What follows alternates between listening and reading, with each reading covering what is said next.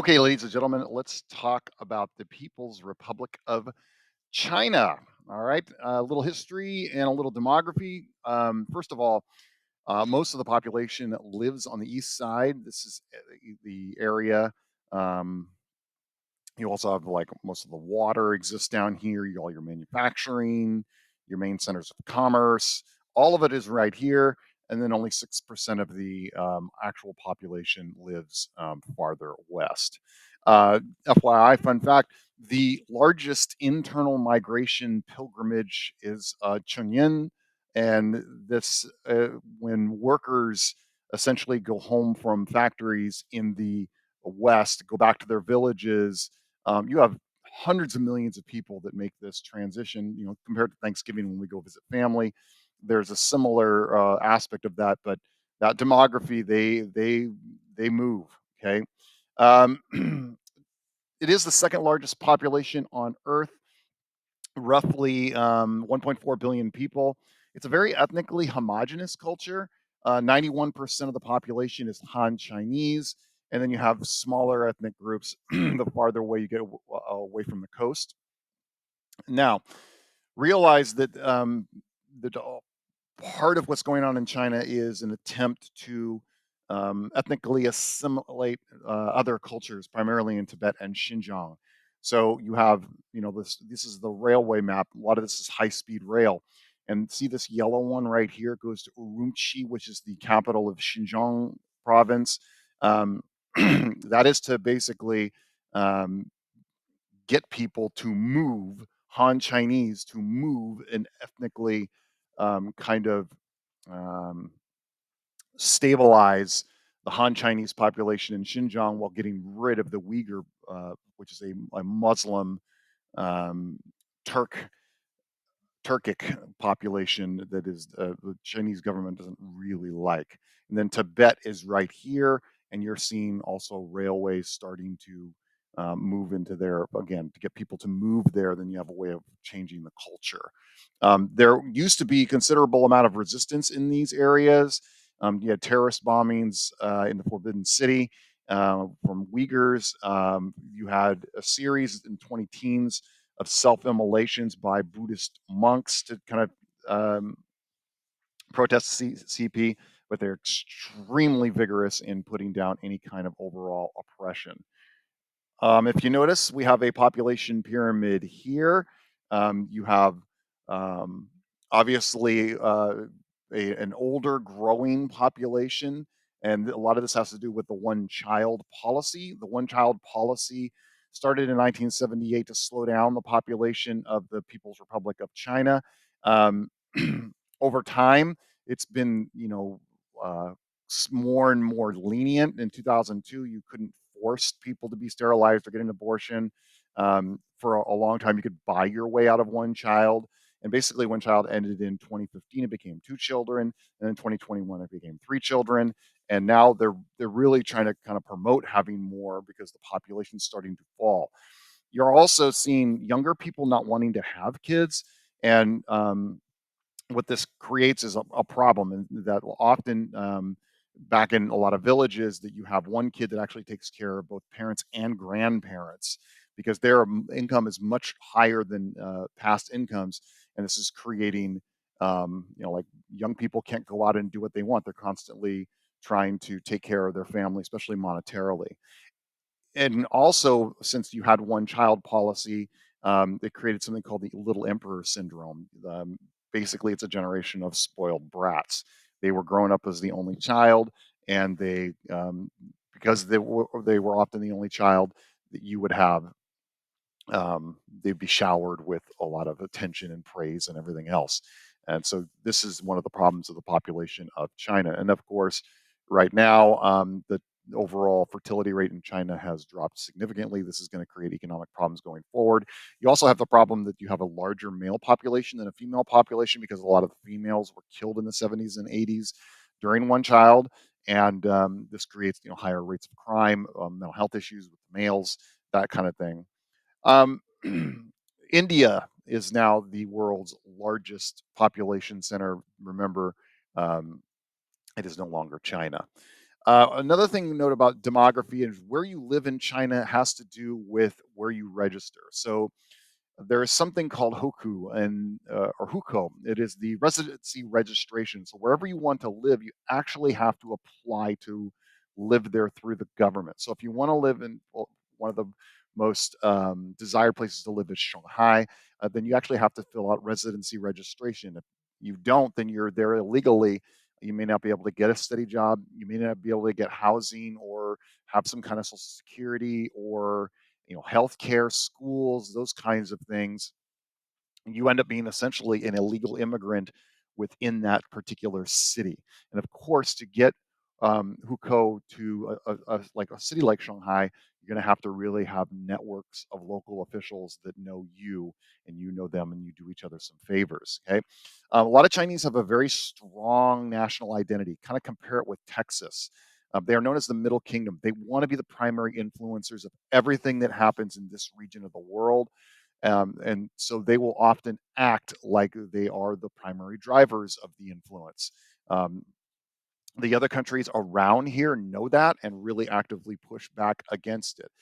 China is a singular, uh, unitary state. They have regions here that are governed, but obviously Beijing and Xi Jinping manage things. So it's just a unitary style government. Um, Obviously, China sees Taiwan as a part of China. Taiwan, for all intents and purposes, is an independent state. The current primary cleavage that exists in China is basically your haves and have nots, the urban versus rural. You have a a large economy, second largest economy in the world, but overall GDP per capita 12,500 compared to with almost 76,000 here in the United States. Most Chinese people are not wealthy. There's been a monstrous move from the countryside into the cities, and so this has started to raise overall wage growth for people. The single greatest movement of people out of the poor class happened in the 1990s and the 20 aughts as this Chinese miracle happened. You had 800 million people just move out of poverty. But overall, some of that wage growth has stagnated. And remember that we do have a population of 1.4 billion people. The idea that goes back to old Confucianism is the government has an expectation to treat the people fairly. If you That is known as the mandate of heaven. If you don't, the people have the right to rise up and take power away from anybody that is a part of the state. Understand that the Chinese people basically think that the Chinese Communist Party does treat them well. I mean, they've experienced massive economic growth, so there is high trust that the government is doing what's in favor of the citizenry. You do have Confucianism. Swear allegiance to those socially above you and be responsible for those socially beneath you. This creates a virtuous society. This is part of the reason why a lot of Chinese actually conform and allow the government because they're seen as socially above them, and then this drive to help the community, those people that are poorer than them. So this is the party itself is not Confucian, but it in fact it's anti-Confucian when it comes down to like anything stepping in front of the party. But that idea that you kind of see members of the party as socially above you, so you will just sort of obey them without really any question. A little history. 2000 BC to about 1911. You had the dynasties, basically of eras of kingdoms. It was very prosperous. China was the most powerful country on the planet for a long time, but they kept on doing things. Every time a dynasty would switch over, the old dynasty would just basically wreck everything and act like it never existed. Eventually, by the 1920s, you have two people that emerge. One is or two political parties. One is the Chinese Communist Party led by Mao Zedong, and then the Kuomintang, the KMT, led by a man named Chiang Kai-shek. And they literally fought each other for control of China. They did pause during World War II, kind of to fight against the Japanese. What Mao Zedong did is he basically takes Marxism and he switches it around to a Chinese point of view. So he creates the four tenets of Mao's ideal is collectivism, activism, self-reliance, and egalitarianism, which is equality. And he says, no, there's no workers here. This is actually a peasant revolution, that the power doesn't go to the elite, it goes to the masses. But it is, he did advocate for strong democratic centralism. You did need a vanguard, you did need a general secretary to run things, but ultimately, this whole idea of unification of the masses is essential for the Chinese party to run itself. And so, this new political thought was called Maoism, and it was very propagandized, huge cult of personality around Mao. You'd see propaganda posters all over the place. You have Mao's little red book. I have a copy right here of the little red book, which was the tenets of the Chinese Communist Party. Mao runs around the country in China, really gets the peasants behind him during a time called the Long March, and then eventually he wins the Chinese Revolution, and Chiang Kai-shek and the Kuomintang get kicked off to a little island known as Taiwan, where the KMT still is actually very influential in terms of being a political party. So that's why they, a lot of people see that connection. The native Chinese actually fled. The nationalists fled to Taiwan, and that in the Chinese Communist Party's eyes, that island belongs to China. Mao Zedong had many 5-year plans. China still follows the 5-year plan model, and they're still used today. He created an economic plan called the Great Leap Forward, where he basically told everybody that you're either going to be in agriculture or you're going to do, where I hear, you're going to smelt iron to create steel. It was a horrible tragedy. It killed tens of millions of people due to starvation. You had the Cultural Revolution, where basically a group of college students gets so Marxist and says that the bourgeoisie needs to be crushed out. And so a lot of people, academics, teachers, members of the elite intelligentsia, were forced to work on farms. Some were executed. Um, it was a really nasty time. Millions of people died. Um, and his, Mao's cult of personality won over overall. And how bad were the number of deaths during the Cultural Revolution? Well, here's the blip right here. You notice that's basically, this rise comes from China and the Cultural Revolution. It's pretty bad. Eventually, Mao's death is puts China at a crossroads in the late 1970s. You have what are called the Gang of Four, which includes Mao's wife, and you had this guy who actually was in exile for a while, named Deng Xiaoping, and he was getting this idea about moving the Chinese Communist Party into market-driven, um, more liberalized conditions. So he rules from 1970 to 1992, and he begins the process of slowly liberalizing the Chinese economy. Of course, we know that he started special economic zones along the coast that would have different economic regulations to try to attract a lot of investment. He started to allow some private property to be sold and some of the goods and services to be sold in markets. He slowly allows for the privatization of small businesses, not the shock therapy you see with Russia. It's much more gradual, going all the way into the 2000s. And he basically, started to pull the Chinese Communist Party off of overseeing what businesses were going, letting the market take over. So he reduces tariffs, he joins the World Trade Organization, and then he makes a famous statement on the news, which is, to get rich is glorious for the Chinese Communist Party. So wealth actually becomes a big thing. And of course, that creates this massive amount of economic growth. In the United States, when we grow at 3 or 4%, that's seen as awesome. China at one point was growing at like 10 to 12% a year GDP. It's just something that had never been seen really in human history, save maybe the Industrial Revolution. Well, with that starts to become the allowance of letting a little bit of discussion about what the party does. And so in the late 80s, or excuse me, late 1970s, early 1980s, you get the beginnings of some first democratic protests. You have Democracy Wall, where a lot of students, put down commentary about the government on a wall outside some universities, and the government doesn't immediately, tear it down. Eventually, it does break apart the protests. The most famous one is Tiananmen Square, where a group of students start to protest in a public square in Beijing. It ends up becoming hundreds of thousands of people.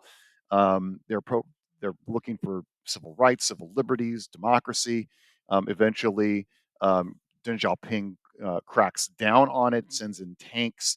The famous tank man here that gets in front of a row of tanks, and the protest overall is crushed. And a, Deng Xiaoping though gets away with it because he really focuses on doubling down on economic growth. So the people don't rise up and revolt. Most of the people don't get exposed to what actually happens at Tiananmen Square, and it's very censored today. So then a couple of presidents you're going to have to probably know. You know, Deng Xiaoping as paramount leader. We're going to talk about that here in a bit. But Jiang Zemin, which continues the free market reforms, Hu Jintao, and like and now of course we have the president Xi Jinping, which has regressed the economic growth and more focused on the Chinese Communist Party. Who is in control in China? Not who. This is the old president Hu Jintao. Instead, it's Xi Jinping. Xi Jinping is huge into the cult of personality. A lot of people compare him and his cult of personality to Mao Zedong. He's putting the party back in control, putting the party back into overseeing the economy and overseeing people's loyalty to the country and to China. The Chinese Communist Party is basically him. He produced a book called Xi Jinping Thought, and that is now basically the ideology of the Chinese Communist Party. Um, Political culture in China, basically, that Confucianism we talked about. If they're treated fairly, it's all good. Obviously, media censorship plays a huge role in political culture because everything is censored. It is one of the most censored countries in the world. Um, the the the idea of the censorship of the internet is known as the Great Firewall. Essentially, the internet has been locked off, and it is a more like an intranet within China. Um, so you don't have access to most of the social media you have here in the United States. A lot of stuff is blocked, and everything is censored in China, and that is known as the Great Firewall. Of course, you have kind of a behavioral therapy in the social credit system where everyone is assigned 1,000 points, and then based on how your character is and what you do, that score goes up or down, and you get more or less perks based on that score. So, apologizing for something you did, helping the poor, charity work, donating blood, visiting your family, gets you more points. Not visiting your family that are old, buying too much alcohol, playing too many video games, cheating, that gets you less points. And then things like loans, access to health services, and all that. That's going to be impacted by that social credit rating. Yeah, even massive facial recognition technology. Um, so you just get, fined instantly, something like jaywalking. Okay. Government structure. Remember, there are two different structures at work here. One is the party and one is the government. Ultimately, the general secretary and the Politburo Standing Committee are the ultimate decision makers in China. The Politburo was basically kind of back when Hu Jintao was running things. He wasn't as big of a general secretary. The Politburo Standing Committee actually did most of the work. Now with Xi Jinping in there, he's got them all co-opted to do what needs to be done. Remember, this is a communist state, so you have a Politburo, then you have different committees. You have the National Party Congress and then the Chinese Communist Party, which is 97 million members overall. To spread his message, you have cadres that would usually go out mainly in rural areas and really promote the ideas of the Chinese Communist Party. Um, Again, collectivism, activism, self-reliance, the communal aspects. Now cadres have really returned, and kids are start really young, to try to get them attached to the Chinese Communist Party. 34% of the country lives in rural areas. It was 81% in 1980, so you see this huge movement in the cities. But really, this reinforcement of trying to get kids loyal to the Chinese Communist Party, this is done by that. And a cadre is your bottom limit. And nomenclatura, because it's a communist state, is big here. It's a loyalty pyramid. You do it by starting as a cadre. You have a parallel government here. This has been discussed before. You have the government aspect here and the party aspect here. The National Party Congress meets every 5 years, and they're kind of a rubber stamp on Xi Jinping. The National People's Congress meets every year. There are, again, also a rubber stamp, but they're kind of like the faux representation. Okay.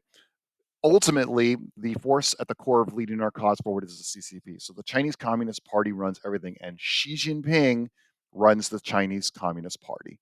So his ideals are being set into motion, um, and he's obviously wants to make sure that he takes power and keeps it. Chinese Communist Party is the ruling party. There are 97 million members. Your titles don't really equal power. There used to be two factions that existed within the Chinese Communist Party. Relatives of the old school Maoist hardliners.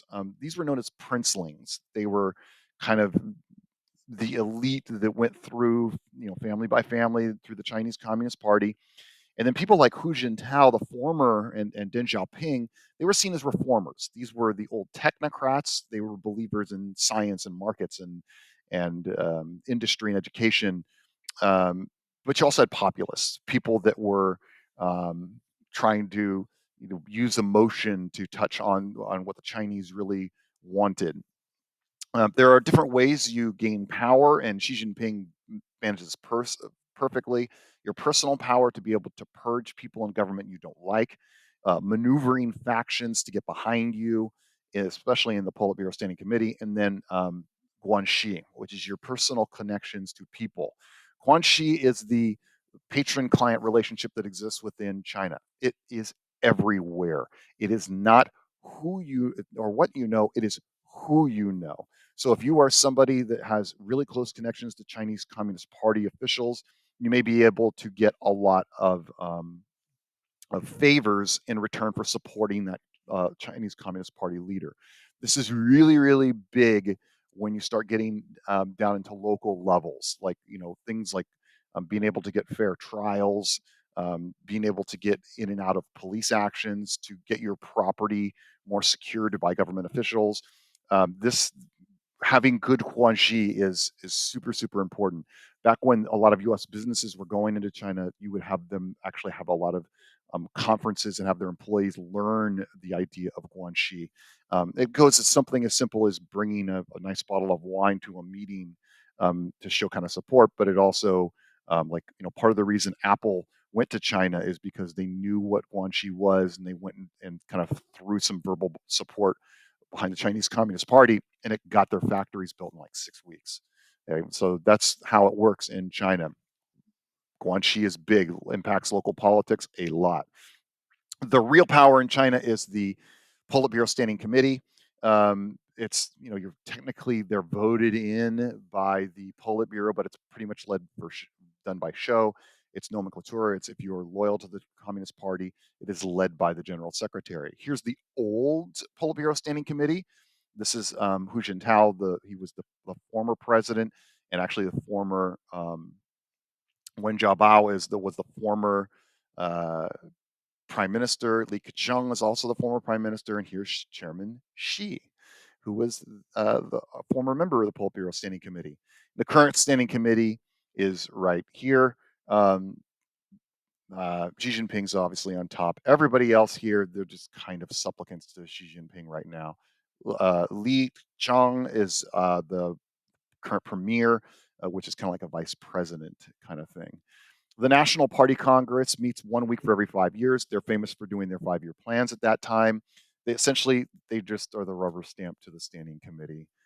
They manage the party's day to day actions, but they're basically just a rubber stamp on whatever Xi Jinping wants. The National People's Congress is the technical legislative body of China. They elect, though not really, the president, the prime minister, head of the military, and the head of the Supreme Court. They are entirely a symbolic democracy. The members get in by basically the Chinese Communist Party puts out a ballot of your favorite communist. They have power, but not really, to make laws, declare war, manage the budget. They can remove the president, do all that. Obviously, we know that's just kind of a joke, that Xi Jinping really runs everything. If you run the party, the general secretary of the Communist Party, and you're the president, and you're the chairman of the military commission, You control the party, the government, and the military, the People's Liberation Army, the PLA. That collectively makes you the paramount leader.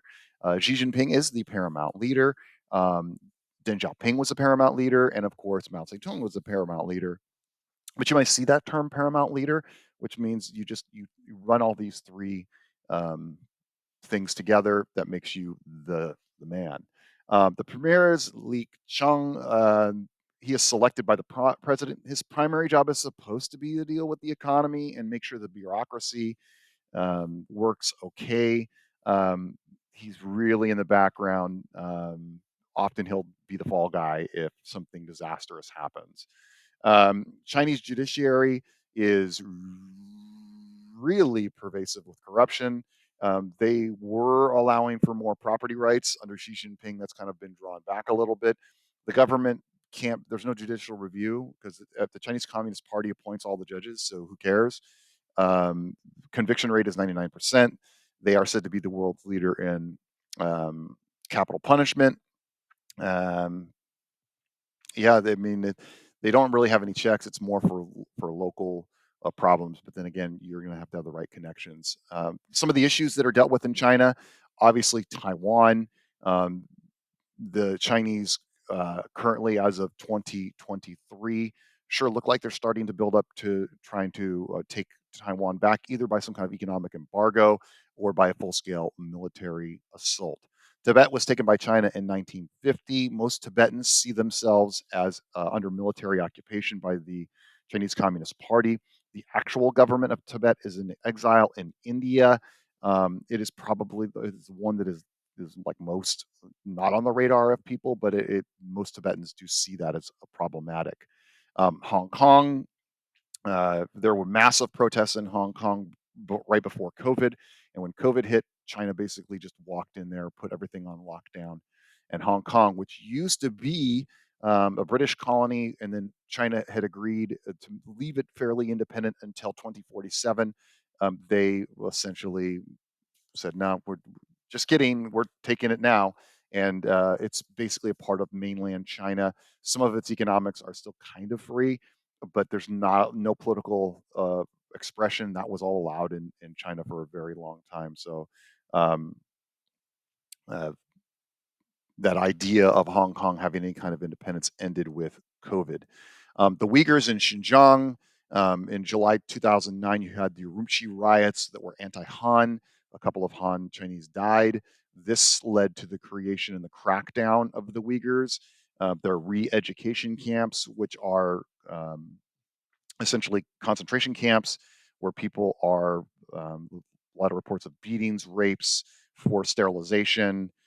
Essentially, the Uyghurs in that region are being systematically destroyed. Mosques are bulldozed. People aren't allowed to grow their beards more than a certain length. And surveillance is massive and pervasive in the Xinjiang. Obviously, stable economic development. How long can China create economic growth? Xi Jinping has come in and really reasserted the dominance. The party matters more than economic growth. And so what you're seeing is a lot of people predicting that, it was predicted that China's GDP would actually outgrow the US in the next, 30 years. Now there's really no chance of that happening. The CCP has reasserted economic control and hides a lot of economic data. The GDP growth is now starting to slow way down. You have a falling fertility rate. China used to create ghost cities because if you built a city that really increases your GDP a whole lot. What they found is that people didn't move to the cities that you actually built, so you're seeing real estate crashes and bubbles start to occur, and young people overall are starting to get a little disenfranchised. They're seeing that they're not getting as much freedoms or economic growth as their parents did, and so they're not wanting to work in industry. They're wanting higher level jobs. And now the Chinese Communist Party has reasserted control. There's a realization that the Chinese Communist Party is going to decide really how the economy is going to work out. There were issues with capitalism in the 80s, 90s, and early 2000s. Nail houses where people didn't want to give up their property to developers. It was kind of an amusing thing. So you'd have roads and these holdouts um, for families didn't just refuse to give out to developers, and it was kind of amusing. We talked about ghost cities.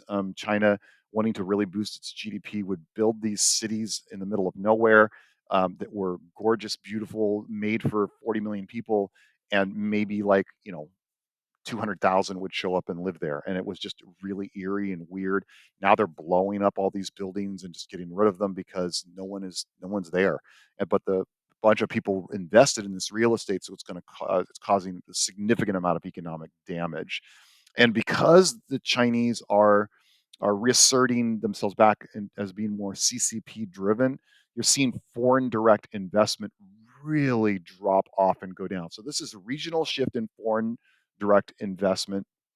And what you're noticing here is like this is China right here, and the regions of the world that are investing in China, it has gone way down from 2015 to 2020. I mean, you're seeing, um, you know, Southeast Asia alone is getting 44% less foreign direct investment. The United States, 22% less. I mean, so you're seeing significant drop offs as opposed to like the United States, where you still have significant amounts of increases in foreign direct investment in the United States, and the only place where it's going down is China, 40% less. So China's really drawing in on itself. Other countries are drawing out of China. What they're seeing, they don't really like at all. There's environmental problems in China. Number one is water. Most of the water is in the south. Of course, Beijing is in the north. So you have lots of dams. The Three Gorges Dam is right here. It's the largest dam in the world. A lot of waterways are very polluted. They have canals that they have blown through mountain ranges. Um, so that's where how you move the water from the south to the north and keep it clean is a significant problem. Desertification, the Gobi Desert in the north is a couple of feet every year encroaching in on northern China. They often have sandstorms that are very, very, very, very nasty. Again, here's your different looks at how you move the water from here, the Yangtze River and the Yellow River up north towards Beijing. Pollution is obviously awful. This is a picture within 2 weeks of each other in February 2013. It's usually because coal-fired power plants are kicked in the wintertime, and you get a significant amount of stagnant pollution. Um, Understand that CO2 emissions in Europe and the United States have all dropped off significantly. In China, coal is cheap, and they use a significant amount of coal, even though they are one of the world's leading producers also of solar panels. There have been protests. In 2014, you had the Umbrella Revolution in Hong Kong to prevent Chinese influence. You used to have a lot of labor protests as some of the conditions of the technology factories came out. A lot of people started to protest, and the government would allow like things like environmental protests. They would allow gay rights protests. They would allow, especially in Shanghai, which had a very thriving LGBTQ community. Um, Labor protests were fine. Environmental protests were fine, as long as you weren't directly protesting the CCP. Even some local CCP constituents that thought there was corruption going on tried to hold local elections. The government kind of turned its head a little bit, even though it didn't really like it. And then when Xi Jinping took power, a lot of these things just kind of went away. Ai Weiwei, just a kind of a very political activist and artist known for protesting against the Chinese Communist Party. He was placed under home arrest for things like tax evasion and that kind of thing. And the reality is, like, he was a political activist. You might see him on the AP exam. One thing he did do, though, is once Xi Jinping got into power, he fled the country. Now he lives in Europe and makes commentary about what's going on. The last thing is COVID. COVID did start in China. About 90% certainty that it was done naturally in a wet market in Wuhan. Um, the zero COVID was basically they locked and they did real lockdowns. Like in the United States, we called a lockdown. It wasn't really a lockdown, but they wouldn't let you out of your apartment building or apartment complex. They put fences around and basically said everybody is just locked up. That's it. This created all kinds of problems. There were fires in buildings where people couldn't get out because they were presented because everybody was locked in. People died. And this created a zero COVID protest where the protesters went out there. They didn't put anything on any kind of paper, but it was clear they were protesting COVID the zero COVID policy done by Xi Jinping. And for it was amazing, Xi Jinping relented and then opened up society. And of course, COVID kind of blew out and run rampant and until everybody was kind of more vaccinated. But it was an example of how the Chinese Communist Party will respond if enough people get out there. And again, it's not like a condemnation; it's like a push towards democracy. In this case, it was a push towards a local policy by the party that's being zero COVID. Okay, so ultimately, Chinese Communist Party runs everything. Xi Jinping, he represents